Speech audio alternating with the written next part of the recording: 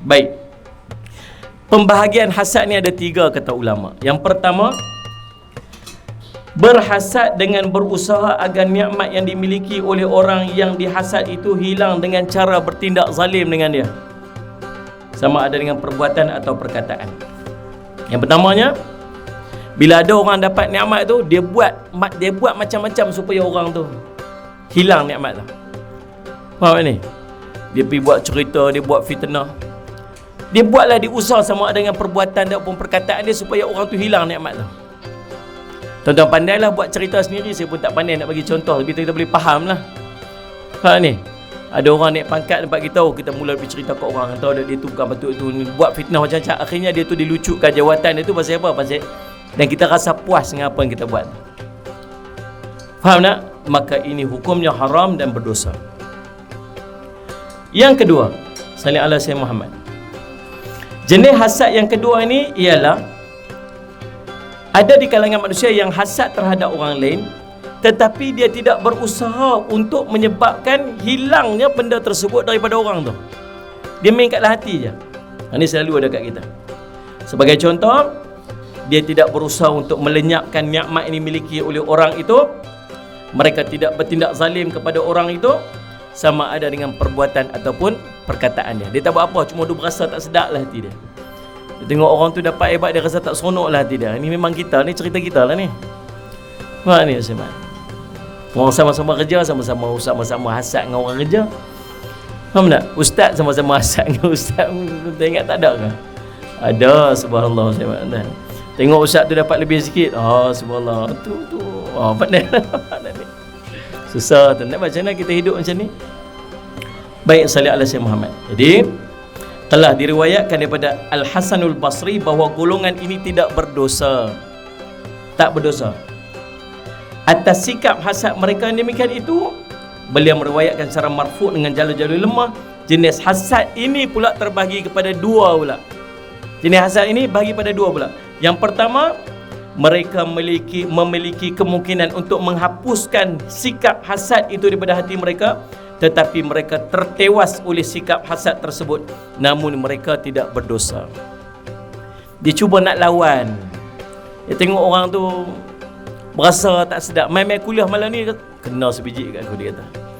Memang baru tadi je duk berasa kawan tu sebagainya. Dia duk berasa macam nak buang, tapi selalu kalah. Ni Asymat. Maka ulama kata apa? Tak berdosa selagi tidak dizahirkan dengan perbuatan. Yang kedua, orang yang berkata-kata dengan dirinya sendiri secara ikhtiari, maksud kehendak dirinya sendiri. Dia mengulang-ulang dan memulakan dalam dirinya dengan perasaan berharap-harap dan bercita-cita agar nikmat yang dimiliki oleh saudaranya itu lenyap demi menimbulkan rasa gembira dalam hatinya. Sikap seumpama ini menyerupai seorang yang berazam untuk terus melakukan maksiat. Tentang hukuman ke atas mereka yang bersikap sebegini, maka terdapat ulama perselisihan daripada kalangan alim ulama. Akan tetapi golongan ini masih terselamat daripada melakukan kezaliman ke atas orang yang lain dengan perkataan, bahkan dengan usahanya. Namun dia perlu berusaha untuk menghilangkan perasaan tersebut. Yang kedua ni apa? Yang orang tadi ni dia duduk main hati je. Orang ni dia jenis bercakap, tapi bercakap untuk diri dia sendiri je. Dia tak pergi cerita ke orang. Dia tengok orang tu, tengok tu dia tu dapat tu. Dia cakap sorang-sorang dia. Tak patut sungguh dia tu dapat. Aku ni yang layak dapat. Tidak tak lena tuan-tuan orang macam ni. Nak malam tak kat kepala apa semua. Tu susah hatinya tengok orang tu susah hati. Orang tu beli TV sebelah pun dia susah hati tuan-tuan. Sungguh. Dia keluar rumah tengok angkut bawa masuk. Lah ni tuan-tuan sekalian angkat TV sorang-sorang yang masuk. Dia kata kat suami dia, abang tengok tu beli TV pula. Suami kita pergi kat dia lah beli TV. Siapa? Tak lah bang, TV dia besar kat sini, TV kita besar kat belakang. Kita perhatiin tuan. Tak seronok, sentiasa hidup ni tak seronok dengan nikmat yang orang dapat. Hidup bukan tenang tuan-tuan, dapat penyakit dia. Dia lah. Tapi susah tuan-tuan, benda ni memang susah nak buat. Kelompok yang kedua ni apa dia? Dia duduk cakap sorang-sorang dia. Orang tadi dia tak zahir, orang ni dia zahir. Zahir pun takat dia aja, tak sampai kepada orang lain. maka subhanallah, selagi tak muncul daripada perkataan kepada orang lain yang boleh menimbulkan kezaliman atau perbuatan yang menyebabkan berlaku zalim kepada orang yang dapat nikmat itu, selagi itu dia tidak berdosa. Dia seperti orang yang basir dalam hatinya, duk bercadang-cadang lagi nak melakukan kemaksiatan. Dia tidak dikira sebagai berdosa selagi dia tak melakukan perbuatan tersebut. Ni nikmat yang Allah bagi kepada umat Nabi Muhammad, tapi jangan dilayan perasaan tu. Faham dah ni? Baik, salih Muhammad. Tapi kata ulama, kalau dalam bentuk keagamaan, kebaikan, boleh pula dengki. Dalam bentuk keagamaan boleh dengki. Kata Nabi SAW, la hasada illa fitnataini. Tidak ada hasad kecuali dengan dua benda ni. Apa dia? Rajulun atahullah malan fayunfiqu ana al-laili wan nahari, wa rajulun atahullah Qur'an fa huwa yaqum bi ana al-laili wa ana an-nahar. Tidak ada hasad kecuali kepada dua geng ni, dua orang ni. Yang pertama, kepada orang yang Allah berikan kepadanya harta, kemudian dia infak hartanya pada setiap hari, siang dan malam. Kelompok ni kita boleh cemburu dah, boleh dengki. Dengki itu apa? Bukan dengki dengan nak pergi hilangkan harta dia, tak. Dengki itu kita harap kita boleh jadi sama macam dia. Faham tak ni? Tengok orang duk rajin sedekah, orang kaya rajin sedekah, oh kita, ya Allah bagilah aku kaya sebab aku nak jadi macam dia. Dengki itu, dengki, tapi dengki itu dibenarkan pada syarak. Yang keduanya, dengki kepada orang yang diberikan Al-Quran, dia membacanya siang dan malam. Sallallahu alaihi Muhammad. Siang dan malam baca Quran. Kita tengok orang baca Quran, Allah dengan taranum yang sangat sedap, kita cemburu, dengki kat dia. Lepas tu pergi jumpa Tok Umar bagi dia tak boleh cakap. Ni bukan dengki yang macam tu. Dengki dengan maksud kita nak jadi macam dia. Dengki macam tu dibenarkan pada syarak. Nabi sallallahu alaihi Muhammad. Baik, tuan-tuan, habis pasal dengki. Selesai. Yang kedua, Nabi SAW sebut dalam hadis tu, Nabi kata apa? Sallallahu alaihi Muhammad, wala tanajashu.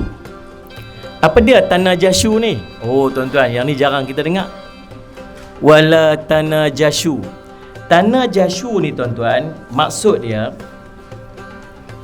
maksud umum dia ialah, sallallahu alaihi Muhammad, janganlah kamu tipu menipu antara kamu. Jangan kamu berurusan antara kamu dengan tipu daya dan muslihat yang menyebabkan kemudaratan kepada salah seorang daripada sama ada penjual atau pembelinya. Faham tanajashu? Ada orang muamalah berniaga, ada orang jual, ada orang beli, dia guna tipu daya sama ada nak menipu yang penjual ataupun nak menipu si pembeli. Kaedah yang dia buat macam mana? Tuan-tuan, ulama menyebutkan, menambahkan harga pada suatu barang. Dengar elok ni. Kita ni kalau kita tak jadi penjual, kita jadi pembeli. Ini selalu kita buat. Dia panggil muamalah. Dalam Islam dia ada satu, dia panggil muamalah, urus niaga. Dah sekalian Mas, sama ada kita jadi penjual ataupun kita jadi pembeli. Ingat ni, jangan jadi yang disebut sebagai sallallahu alaihi Muhammad tanajashu ni, an-najashu ni. Apa dia? Seseorang yang menambahkan harga pada satu barang di luar daripada kebiasaannya, lebih daripada kebiasaannya, dan menawarkannya, memurahkan dia sekadar bukan untuk membeli, tetapi sekadar menggemarkan pembelinya supaya membeli barang itu dengan harga yang tinggi. Contoh, dia kata beli barang ni, harga sebenarnya barang ni dalam RM1 aja. Tapi dia kata, tahu tak harga barang ni RM5 ni, saya bagi diskaun RM4 nak ambil. Dia kata, wuih, diskaun punya banyak tak lah. Padahal harga memang RM1 pun. Ni menipu je benda. Faham tak ni? Ni harga ni, subhanallah, pilah tengok kat kedai. Jangan duk tengok ni, Pak. Dia tipu. Ni subhanallah, ni saya beli ni imported daripada mana ni? Kalau biasa-biasa dekat lokal-lokal pasaran ni harga berapa? Ni saya beli import ni, ini 3,000 harga dia. Tapi kalau beli ni sekarang ni, hari ni, saya bagi diskaun 1,000 je. Walau harga kat kedai 500 je. Dia nampak macam diskaun tu besar sangat. Walau dia menipu tuan-tuan untuk dapat harga lebih mahal. Tuan faham tak ni? Ni dia panggil urus niaga yang tidak dibenarkan pada syarak. Ataupun ada seorang yang lain yang dia buat perjanjian ataupun dia upah orang tu untuk pi tawar menawar di depan orang yang nak beli tu. Dia ada pembeli mai. Salih alaihi Muhammad, tuan-tuan. Kemudian dia kata apa semua? Dia menggunakan helah dia tu, meletakkan harga yang tinggi dengan wakil itu sebagainya, dengan tujuan untuk jual kepada pembeli itu dengan harga yang lebih tinggi daripada biasa. Tuan-tuan faham tak ni? Boleh faham kan? Itulah maksud dia. Atau penjual supaya menjual barang tersebut dengan harga yang rendah. Perbuatan ini dinamakan sebagai an-najashu. Perbuatan ini diharamkan kerana mengandung unsur penipuan dan bermaksud untuk memudaratkan orang lain. Boleh faham tuan-tuan? Saya lihat simak. Kata Ibnu Abi Aufa, an-najashu ialah memakan riba hasil daripada khianat. Salih alaihi Muhammad.